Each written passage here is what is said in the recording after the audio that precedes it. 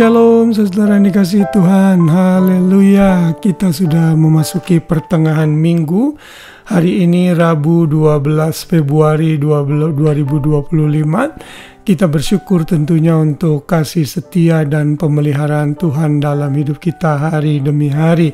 Kalau kita masih bisa bernafas hari ini, siap untuk membaringkan diri untuk tidur dan menikmati berkat Tuhan senantiasa, itu semua karena kemurahan Tuhan. Kesehatan adalah barang mahal yang tidak semua orang bisa miliki.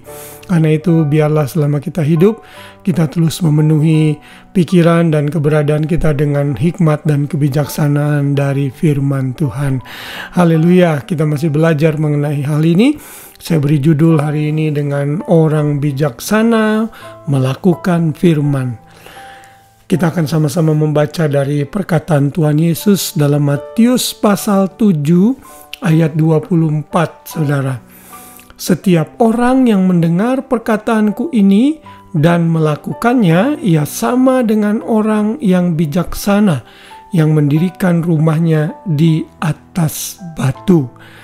Saudara, apa yang Tuhan Yesus maksudkan dengan mendengar perkataanku ini? Tentunya ini mengacu kepada pasal-pasal sebelumnya. Kalau saudara membaca mulai dari pasal 5, ini adalah khotbah Tuhan Yesus di bukit yang memberikan banyak sekali kebenaran-kebenaran mengenai kerajaan sorga. Identitas yang membedakan manusia yang ada dalam kerajaan sorga dengan dunia ini. Dan dalam ayat-ayat sebelum ayat yang tadi saya bacakan, itu Tuhan Yesus menjelaskan mengenai agar kita waspada terhadap para pengajar-pengajar sesat yang seringkali hanya membohongi kita seolah-olah seperti domba, tapi sesungguhnya mereka adalah seperti serigala dan mereka ini ditolak Tuhan. Walaupun mereka melakukan banyak mujizat, menyembuhkan orang demi nama Tuhan dan sebagainya. Dan lalu Tuhan Yesus masuk kepada perikop ini, yaitu mengenai dua macam dasar. Nanti saudara juga bisa melihat dalam Lukas 6 ayat 47 ayat 49. Ini adalah juga perikop yang paralel dengan Matius 7 24 sampai 27 ini. Dan Tuhan Yesus berkata, kalau kita mau disebut sebagai orang yang bijaksana, kita harus menjadi pelaku firman. Kita harus mendengar perkataan Tuhan Yesus dan apa yang ada di Alkitab dan melakukannya di dalam kehidupan kita. Kenapa? Karena orang yang seperti itu sama seperti orang yang membangun rumahnya di atas batu. Ayat 25 mengatakan, kemudian turunlah hujan dan datanglah banjir, lalu angin melanda rumah itu. Tetapi rumah itu tidak rubuh sebab didirikan di atas batu. Tetapi setiap orang yang mendengar perkataanku ini dan tidak melakukannya, ia sama seperti orang yang bodoh yang mendirikan rumahnya di atas pasir. Kemudian turunlah hujan dan datanglah banjir, lalu angin melanda rumah itu, sehingga rubuhlah rumah itu dan hebatlah kerusakannya. Orang yang bijaksana dikontraskan dengan orang yang bodoh. Saya yakin Tuhan Yesus menggunakan analogi ini dengan tepat sehingga orang lain, audiensnya itu mengerti apa yang Yesus maksudkan.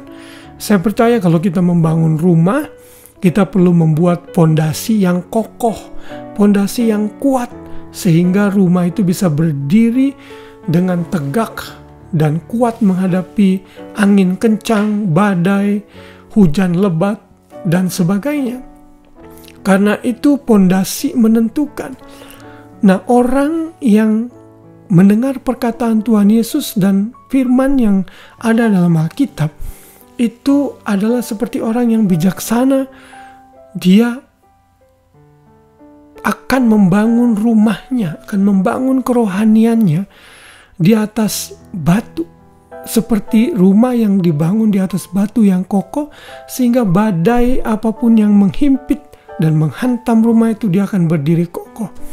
Bukankah ini juga menggambarkan kehidupan kita?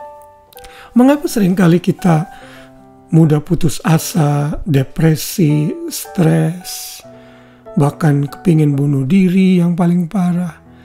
Bahkan kita hidup merugikan diri sendiri dengan mungkin makan berlebihan atau tidak bisa makan, tidak bisa tidur karena kita dirundung persoalan yang kita tidak bisa handle.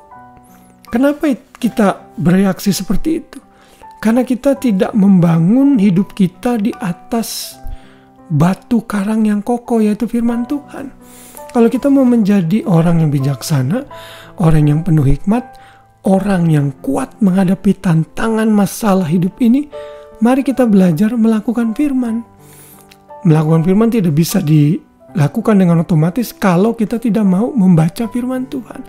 Untuk itulah makanya Tuhan menggerakkan saya membuat renungan malam seperti ini, sehingga bagi saudara yang mungkin malas membaca, saudara bisa gunakan telinga saudara dan mendengar.